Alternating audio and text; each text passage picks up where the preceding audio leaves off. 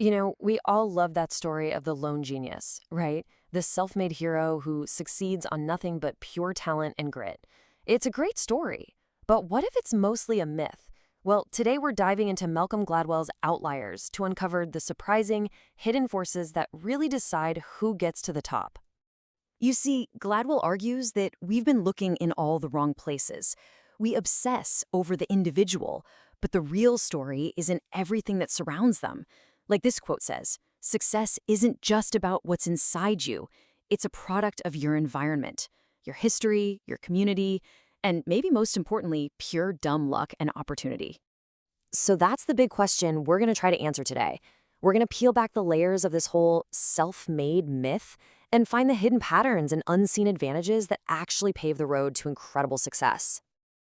Okay, first things first, let's break down the myth we're trying to bust.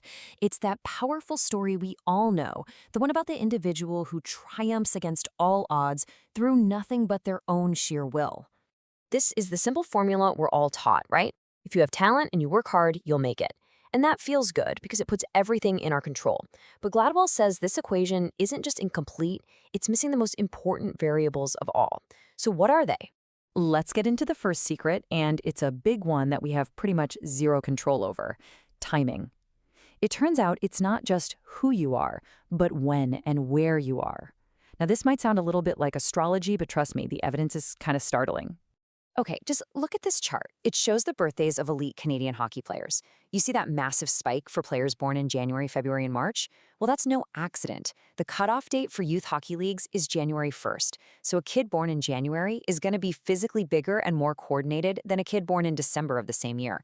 That January kid gets labeled talented, gets the better coaching, more practice time, and that tiny, totally arbitrary advantage at the very beginning just snowballs into a huge one later on. So, the key takeaway here isn't that they were destined for greatness, it's that the system gave them a head start.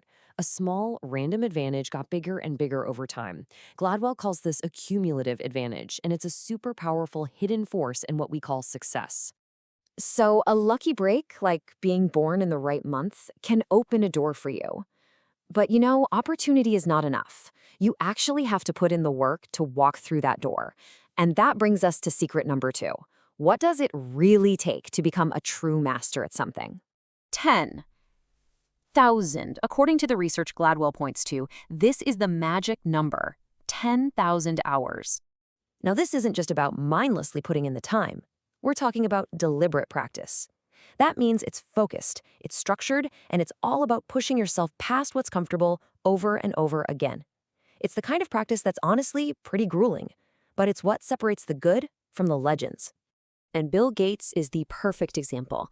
Yeah, obviously he's brilliant, but look at his story. In 1968, he got this incredibly rare opportunity to use a school computer. That was his lucky break.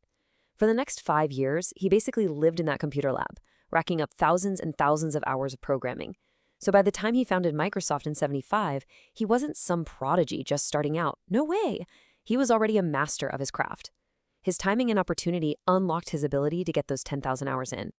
Okay, so we've got timing and we've got practice. But what about just raw intelligence? I mean, surely the higher your IQ, the more successful you'll be, right?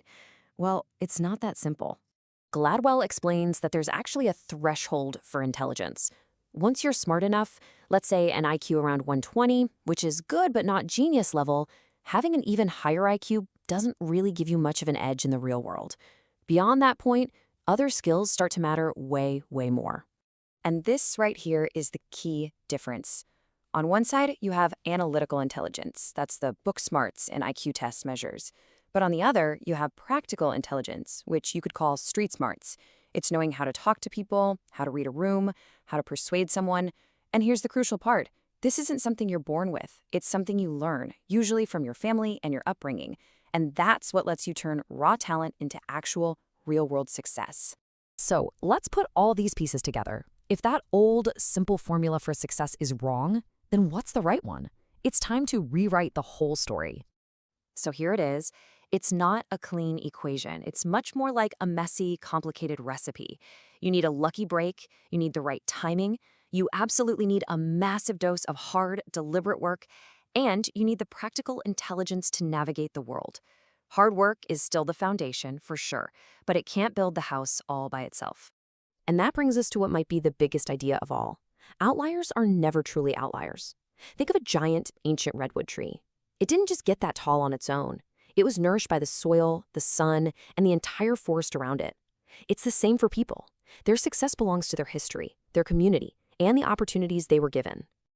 And that really leaves us with a powerful final thought, doesn't it? If we accept that success isn't just a solo mission, but a group project, it changes everything. It forces us to ask a better question. How can we create more opportunities, better environments, and fairer systems so that more people get the chance to put in their 10,000 hours and show the world what they can do? Now that's the real lesson of the outliers.